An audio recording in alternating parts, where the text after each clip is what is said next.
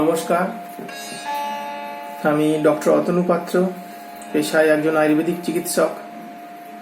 প্রথমেই ধন্যবাদ জানাই আমার বন্ধু প্রতিম শ্রীযুক্ত সুশান্ত নন্দী মহাশয়কে।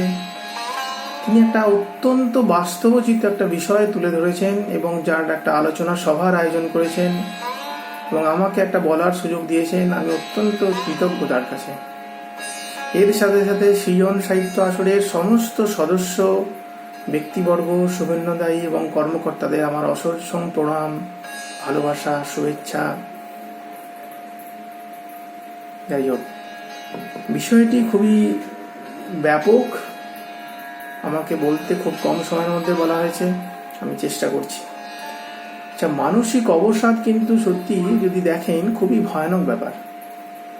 মানুষ কিন্তু জেনে না জেনে কিন্তু বিভিন্ন মানসিক অবসাদে আক্রান্ত হন এবং কোনো পথ খুঁজে না পেয়ে একটা সময় আত্মহত্যার পথ বেছে নেন।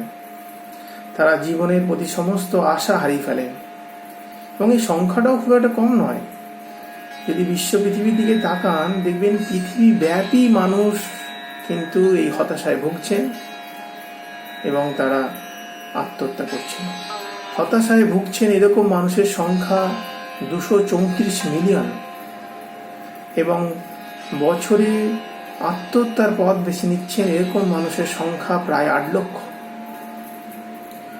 স্বাভাবিকভাবেই বিভিন্ন সামাজিক পরিসংখ্যান যদি আমরা তুলে ধরি, সমাজের মহিলারাই কিন্তু সিংহভাগ এই অবসাদে ভোগেন, আক্রান্ত হন এবং তাদের সংখ্যা 5.7%।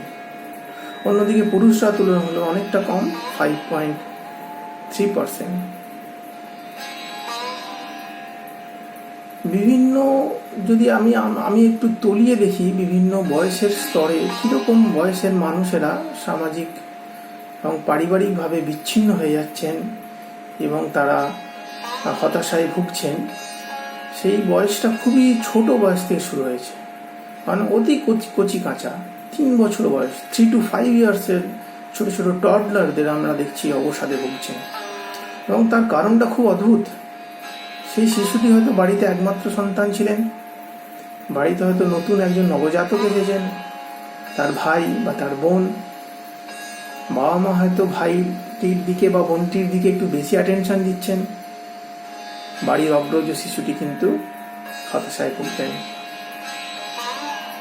এর পরের বয়সের স্তরটা কিন্তু অলরেডি ছাত্ররা বা শিশুরা তখন স্কুলে যেতে শুরু করেছে, 6 থেকে 13। তাদের নতুন টিফিন বক্স, নতুন বইয়ের মলাট, জামা কাপড়, তাদের নতুন নতুন ভালো ভালো খাবার, বিভিন্ন উচ্চ মধ্যবিত্ত বিভিন্ন স্তরের ছেলেরা কিন্তু স্কুলে পড়ছে।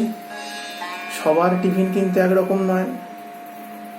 তাই বাবা মারা যদি ঠিকঠাক তাদেরকে প্রতিপালন না করেন, তাহলে কিন্তু শিশুটি ভাববে যে আমার টিফিন বক্সের টিফিনটা হয়তো সবচেয়ে কম দামি, আমার পরনের পোশাকটা হয়তো সবচেয়ে ময়লা, সবচেয়ে কম দামি। অতএব শিশুটি কিন্তু হতাশায় নিমজ্জিত হবেন। আমাদের কিন্তু প্রচণ্ডভাবে খেয়াল রাখতে হবে এইসব শিশুদের প্রতি। এর পরের বয়সের স্তরটা কিন্তু একটু ডিফারেন্ট, কিন্তু ভেরি কমন, প্রায় 14 থেকে 19। ইন্টারমিডিয়েট স্কুল, এখন তো ম্যাক্সিমাম স্কুল কিন্তু কোয়েড। বিভিন্ন সহপাঠীদের সঙ্গে একসঙ্গে ওঠা বসা, লেখাপড়া করা, বিভিন্ন অ্যাক্টিভিটিস করা, বিভিন্ন প্রাইমারি ইনফ্যাচুয়েশন রিলেশন ডেভেলপ হয়ে যাচ্ছে। অটোমেটিকলি তারা হয়তো ক্লাসে পড়া বলতে পারছেন না, বিভিন্ন অ্যাক্টিভিটিতে অত দক্ষ নন। সেই ছাত্রটি বা সেই ছাত্রীটি হয়তো তাল মেলাতে পারছেন না অন্য ক্লাসের অন্য ছাত্রছাত্রীদের সাথে। তাদের যদি আমরা প্রতিপালন না করি, পরিচর্যা না করি, সেই ছাত্র বা ছাত্রীটি কিন্তু ক্রমশ মানসিক রোগের শিকার হবেন। এর পরের বয়সের স্তরটাই কিন্তু ছাত্রছাত্রী বা মানুষের প্রতি বা ছেলে মেয়েদের আক্রান্ত হওয়ার সম্ভাবনা কিন্তু চূড়ান্ত। প্রায় 19 থেকে 40 বছরের এই এজ গ্রুপটা, এই সময় কিন্তু অলরেডি তারা কলেজ যাচ্ছেন, অলরেডি তারা বিভিন্ন শিক্ষা প্রতিষ্ঠানে যাচ্ছেন, বিভিন্ন কোর্স অ্যান্ড কারিকুলাম পড়ছেন, তারা বিশ্ববিদ্যালয়ে যাচ্ছেন, কেউ চাকরির পরীক্ষা দিচ্ছেন, কেউ ব্যবসায় নিয়োজিত হচ্ছেন, বিভিন্নভাবে তাদের অর্থনৈতিক উপার্জনের ক্ষমতা সীমিত হয়ে আসছে, বা তারা হয়তো আরও চাইছেন পয়সা করি, বিভিন্নভাবে সামাজিক ভাবে তারা নিজেকে স্থাপিত করার চেষ্টা করছেন। বিভিন্ন কারণে কিন্তু এই এজ গ্রুপটাতে অবসাদে আক্রান্ত হওয়ার সম্ভাবনা প্রচণ্ড। এরপরের এজ গ্রুপটা একটু কম, 40 থেকে 60। তখন অলরেডি কিন্তু মানসিকভাবে আমরা প্রত্যেকে ম্যাচিওর হয়ে গেছি, আমাদের ফ্যামিলি ডেভেলপ হয়ে গেছে, আমাদের বিভিন্নভাবে সোশ্যাল স্ট্যাটাস ডেভেলপ হয়ে গেছে।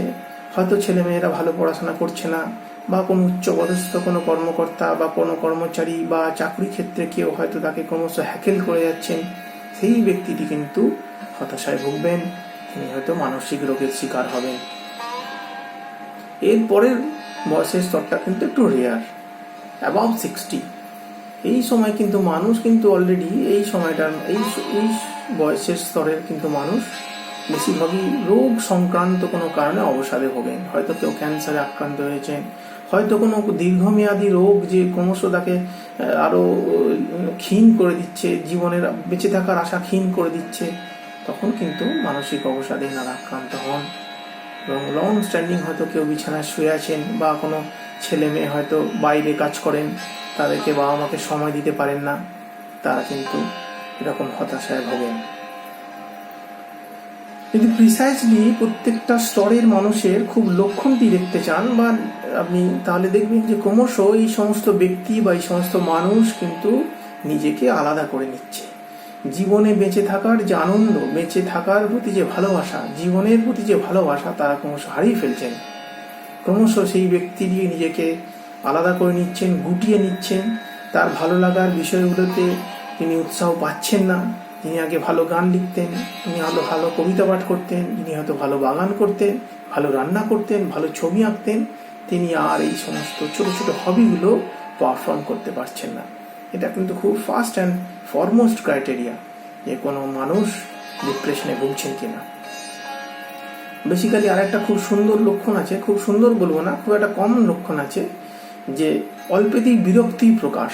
মানুষ হয়তো রেগে যাচ্ছেন খুব ছোট কথায়, তারা হয়তো নিজের ইরিটেট হয়ে যাচ্ছেন, বা রাতে ঘুম হচ্ছে না, বা সারাক্ষণ একটা ক্লান্তি গ্রাস করছে মানুষের শরীর বা মনেতে। এগুলো কিন্তু মানসিক অবসাদে ভোগার খুব প্রথমের দিক। আয়ুর্বেদে খুব একটা সুন্দর ব্যাখ্যা আছে, খুব একটা সুন্দর কারণ আছে কি কারণে আমরা মানসিক অবসাদে ভুগছি। আয়ুর্বেদে বলা আছে যে পুনর ইষ্টস্য অলাভাত এবং অনিষ্টস্য লাভাত। পুনর ইষ্টস্য অলাভাত মানে যেটা আপনি চাইছেন, ইষ্ট যেটা আপনি প্রার্থনা করছেন, সেটা আপনি পাচ্ছেন না। আর অনিষ্টস্য লাভাত মানে যেটা আপনি চাইছেন না এরকম জিনিস আপনার সেটা প্রাপ্তি হচ্ছে। এরকম কোনো ব্যক্তি বা কোনো ছেলে হয়তো এখন 50,000 টাকা কোনো মাসিক অর্থনৈতিক সক্ষমতা একটা চাকরি চাইছে, কিন্তু সে ছেলেটি পাচ্ছে না। সে হয়তো মাসিক 20,000 টাকার কোনো চাকরি পাচ্ছে।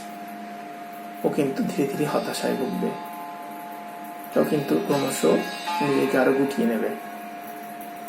এর একটা খুব সুন্দর এই ডিজিজ প্রসেসটা কিভাবে এগোয়, এই রোগে কিভাবে মানুষ আক্রান্ত হন, খুব সুন্দর একটা সাইকেল আছে, বৃত্ত আছে একটা।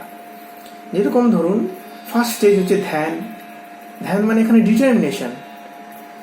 তারপরে হচ্ছে সঙ্গ, তারপরে হচ্ছে ক্রোধ, তারপরে হচ্ছে প্রথমে ধ্যান, তারপরে সঙ্গ, তারপরে কাম, তারপরে ক্রোধ, তারপরে মোহ, তারপরে স্মৃতি নাশ, তারপরে বুদ্ধি নাশ।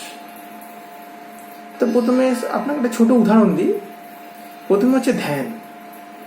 এখানে ধ্যান মানে একটা ডিটারমিনেশন। ধরুন একটি ছেলে যে উচ্চ মাধ্যমিক পাস করলো, তার মনে স্বপ্ন কি, তার একটা ডিটারমিনেশন কি যে সে জয়েন্ট এন্ট্রান্সে চান্স পাবে, সে ডাক্তার বা ইঞ্জিনিয়ার হবে, তার একটা ডিটারমিনেশন।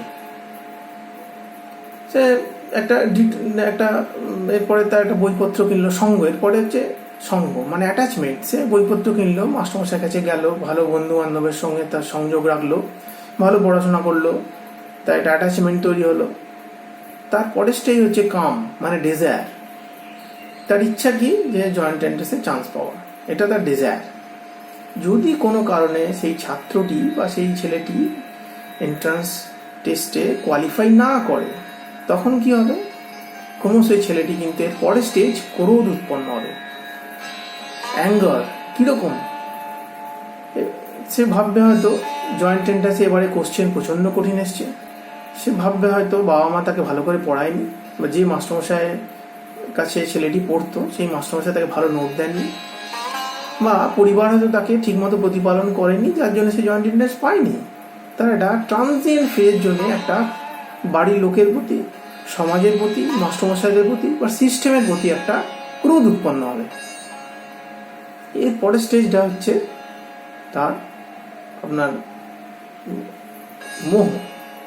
এবারে সে ইররিলেভেন্ট টক্স, এখানে মোহ মানে সে একটা মোহের মধ্যে আবৃত হবে, মানে ইররিলেভেন্ট টক স্টার্ট করবে।